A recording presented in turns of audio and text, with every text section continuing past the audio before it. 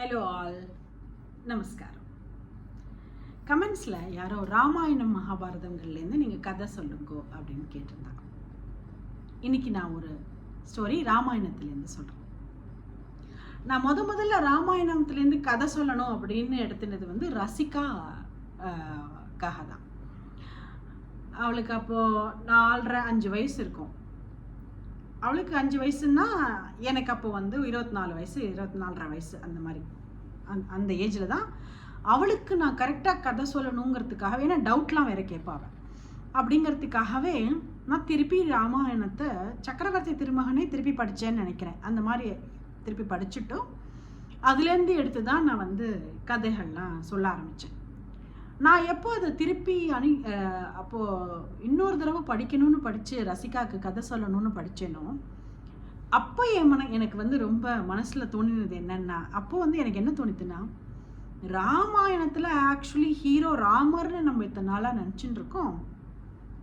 இல்லை, ஆஞ்சநேயர் தான் actual hero ராமாயணத்துக்கு, super hero அவர் அப்படின்ற மாதிரி எனக்கு அப்போ ஒரு ஃபீலிங். எனக்கு அப்போலேருந்து ராமாயணத்தில் சுந்தரகாண்டம் ரொம்ப பிடிச்ச சாப்டர் எல்லாத்த விட.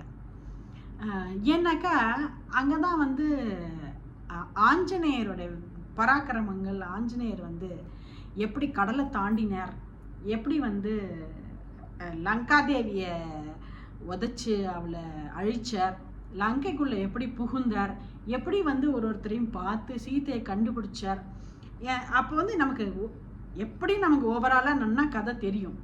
ஓகே, ராமாயண கதை நம்மளுக்கு எல்லாருக்குமே சின்ன குழந்தையிலேருந்து தெரியும். தெரிஞ்சிருந்தா கூட அதில் படிக்கிறச்சே அந்த அடுத்தடுத்த கட்டங்கள் வரும்பொழுது அவ்வளோ சுவாரஸ்யமாக இருக்கும் இந்த சுந்தரகாண்டம். அப்போது அந்த சுந்தரகாண்டம் முடித்து அதுக்கு அடுத்த யுத்த காண்டம்லாம் வரும்பொழுது இன்னும் பிடிச்சி போயிடும் அவர் எப்படி சஞ்சீவி மலையெல்லாம் தூக்கின்னு வர்றார். ஒரு ஹீரோ பண்ணுற எல்லா வேலையும் ஆஞ்சநேயர் பண்ணிடுவார் ராமாயணத்தில். ஸோ ஆஞ்சநேயர் ரொம்ப பிடிக்கும். அப்போ அந்த கதையை நம்ம குழந்தைகளுக்கு சொல்லும் பொழுது குழந்தைகளுக்கும் சின்ன வயசில் இருக்கிற குழந்தைகள், ரொம்ப சின்ன குழந்தைகள்லாம் கேட்டல்னாக்கா ஆஞ்சநேய சுவாமி ரொம்ப பிடிக்கும்னு சொல்லுவாள். கிருஷ்ணர் பிடிக்கும். யாரெல்லாம் குறும்பு பண்ணுறாளோ, யாரெல்லாம் ஹீரோயிசம் காமிக்கிறாளோ அவளெல்லாம் ரொம்ப பிடிக்கும் குழந்தைகளுக்கு. முருகன் பிடிக்கும், கிருஷ்ணர் பிடிக்கும், அது மாதிரி பிள்ளையார் பிடிக்கும், ஆஃப்கோர்ஸ் ஆஞ்சநேயர் பிடிக்கும், இந்த மாதிரி. ஸோ இந்த ஆஞ்சநேயர் பற்றி நான் சொல்லணும்னு நினச்சேன். எனக்கு ரொம்ப நாள் வரைக்கும் ஆஞ்சநேயருக்கு தன் பலம் தனக்கே தெரியாது அப்படின்னு சொல்லுவா இல்லையா. இவள் ஆஞ்சநேயர் மாதிரி, இவாளுக்கு தன் பலம் தனக்கே தெரியாது அப்படின்னு ஒருத்தரை பார்த்து கூட சொல்லுவா. நீலாம் பண்ணலாம், ஆஞ்சநேயர் மாதிரி தன் பலம் தனக்கே தெரியாது உனக்கு அப்படின்னு சொல்லுவா இல்லையா. அப்போது ஆஞ்சநேயருக்கு தன் பலம் தனக்கே தெரியாதுன்னா 4 வேதங்களையும் அவர் சூரிய பகவான்கிட்டேருந்து கற்றுருக்காராம். சூரிய பகவானை பழம் நினச்சி அவர் சாப்பிட போன கதை நமக்கு தெரியும் இல்லையா. அவர் அந்த தாவாங்கட்டையில் இடித்து உம்முன்னு ஆயிடுத்து, அதனால் அது அதனால தான் அவர் ஹனுமான்னு ஆனார் அப்படின்னு சொல்லுவாள். ஓகே, அப்போது அந்த ஹனுமான் சூரியன் அவருடைய யாத்திரையை பண்ணிட்டு இருக்கும் பொழுது அவர் பின்னாடியே, அவர் போக போக அவர் பின்னாடியே ஓடி அவர் சூரியன் குருவாக இருக்க, ஹனுமான் அவரோட சிஷ்யனாக இருக்க 4 வேதங்களையும் மற்ற சாஸ்திரங்களையும் அவர் கத்துண்டார் அப்படின்னு இருக்கு.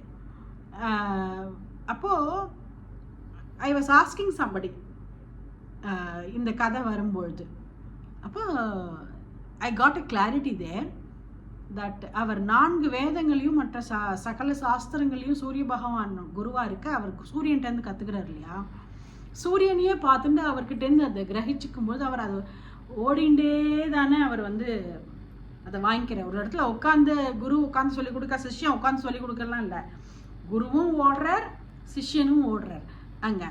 அப்போது அவர் என்ன பண்ணுறாரா, அந்த பூமியில் ஓடும் பொழுது ஆறுகள் மலைகள் அது இது என்னென்னமோ நடுவில் வரும் இல்லையா, அதெல்லாம் தாண்டி தாண்டி தாண்டி தாண்டி தான் சூரிய பகவானை ஃபாலோ பண்ணுறாராம்.